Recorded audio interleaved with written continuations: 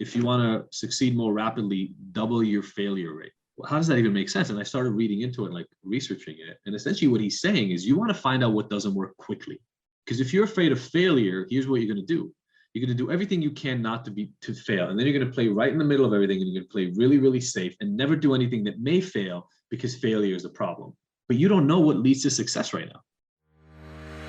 Happy Monday, everyone. It's Sophie. And Adi. We're always looking for new ways to support you, and we know firsthand how life can get in the way. So we've created 5-minute episodes with motivation from us and our great friends to keep you feeling ignited and inspired no matter what life throws at you. Welcome to the Ignited Motivation Podcast. Mini episodes every Monday. Listen while you brush your teeth. Or on your morning walk. And you'll never miss out on the latest tips and tricks that are keeping us feeling motivated. The reason that I ended up here was because about 9-10 months ago, somebody recommended I give a talk to this online conference. It was supposed to be in person, but then it went online in Wisconsin.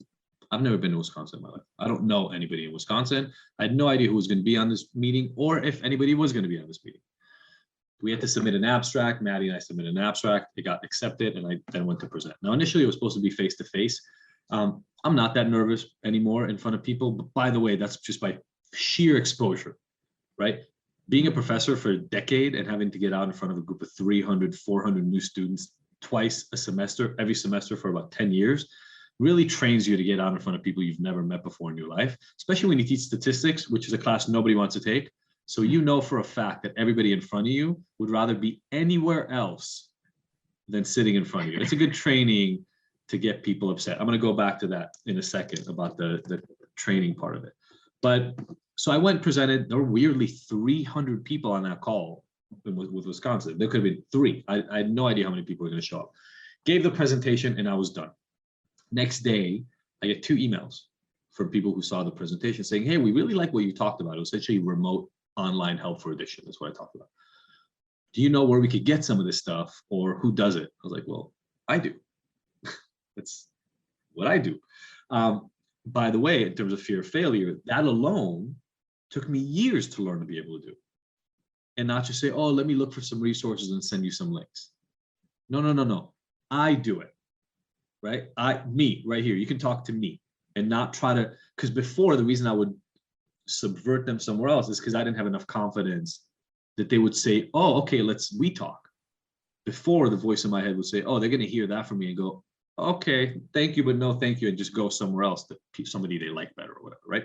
So I had that meeting 9 months ago. We started having more and more and more meetings. Now I'm here in Wisconsin, end up walking to this, these judge meetings and having the entire conversation I mentioned here in the beginning. But along the way, I would say there were at least 20 to 25 times where I could have totally screwed this thing up, promising something I couldn't deliver on, signing a contract and then messing something up, meetings every week that I could have said something wrong or just showed up differently. The old version of me was so self-aware and always scared of maybe I'm going to say the wrong thing, act the wrong way, look the wrong way, who knows, and have everybody just go, oh my God, he's an idiot, never talk to him again. That was the old version of me, right? So I'll explain kind of how I got here over time, but it's literally almost like I had to train myself to just lean into every time I thought I may fail. And I'll explain why that worked over time. But the fear of failure is one of the biggest things that keeps any of us from success, period. When I talked in the judges meeting here that I'm going to Madison, which is the state capital of Wisconsin, to meet with their whole Department of Corrections, they didn't believe me at first. They were like, wait, who? And they fact checked me. Like, well, who are you talking to there? And I gave them the name. Like, oh, okay, that's actually the person in charge. All right, got it. Took me years to figure out, and I had to hear from other people because it never would have come from me naturally. I just wasn't the kind of person it would have come from. And it came in the form of a bunch of different pieces of information. But one of the big ones was it was Watson.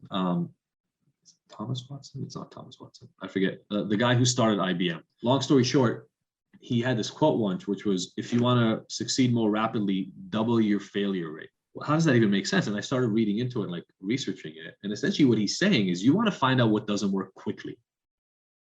Because if you're afraid of failure, here's what you're going to do. You're going to do everything you can not to fail. And then you're going to play right in the middle of everything. And you're going to play really, really safe and never do anything that may fail because failure is a problem. but you don't know what leads to success right now.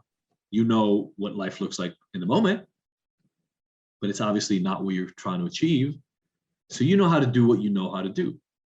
The kind of success you're looking for is doing something different. That's why it's not there right now. What the answer is, though, you don't know. And by the way, most people can't tell you. You can read a lot about it. There are techniques on how to get there, but nobody, if anybody could say to you, do A, B, and C, and then you will be successful, everybody would be successful. It'd be a really easy, simple route. That's not the route. The route is to figure out where you're trying to go and then accept the following. I'm going to fall flat on my face a whole bunch of freaking times on the way over there. It's like riding a bicycle. I'm going to skin my knee. I'm going to hurt myself. I may break a bone. It may really suck along the way at some point. But the only way for me to learn how to do this big thing that I want to do is to get comfortable with failure. And I came from a world where you're not allowed to fail. I think I told a 97 on a test example, right? A 97 was a problem. An F? Oh, no. Don't even come home. You might as well go live somewhere else. Leave the country. Failure was not an option. It was not acceptable in my family. So the idea that if I want to succeed, I need to fail more was ridiculous to me. And I had to dive in really, really deeply on that concept. And I will tell you over and over and over, it's the only answer I found consistently. The only answer I've found over and over and over is you have to stop being afraid of the failure, because the failure are the bricks that build the road that you have to success.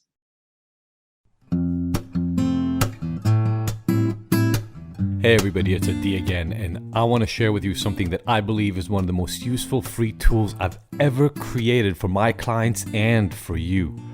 It's our free, personalized My Drinking Score report. Look, you already know that at Ignited, we don't care much for labels, and we don't believe in any of those once a blah, blah, blah, always a blah, blah, blah slogan. But if you are questioning your specific relationship with alcohol, you may be trying to figure out how to understand what you need to do and whether you're moving in the right direction. Well, then this completely free tool is for you and will give you the answers you're looking for. All you're going to do is you're going to take a 5-minute quiz answering simple questions that you know the answers to. And then, like magic, our system is going to spit out a custom report so that you can find out more about your relationship with alcohol and actually get guidance and help to some of the changes that you can individually make. I created this tool to give you a customized, personalized virtual resource that you can take at any time, and that makes it easy to get the exact recommendations and steps that you need to help eliminate your struggles. Anybody can take it, and did I mention that it's completely 100% free?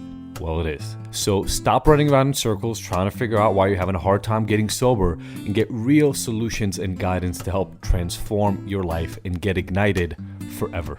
Just pause this audio right now and go to ignited.com/go. Again, that's ignited.com/go and take our 5-minute quiz right now. Find out what your drinking score is and then share it and tag us on Instagram or Facebook, because remember, fuck shame. Together, we get to move forward and get better every day. You just listened to the Ignited Motivation Podcast. Did you love the mini dose of motivation? Please let us know. Your feedback and experience is our #1 motivator. Leave us a review, subscribe, and share with your favorite people on your favorite apps. And don't forget to catch the next episode every Monday. Because we want to hear from you. So join the conversation and discover bonus content on our website and Instagram.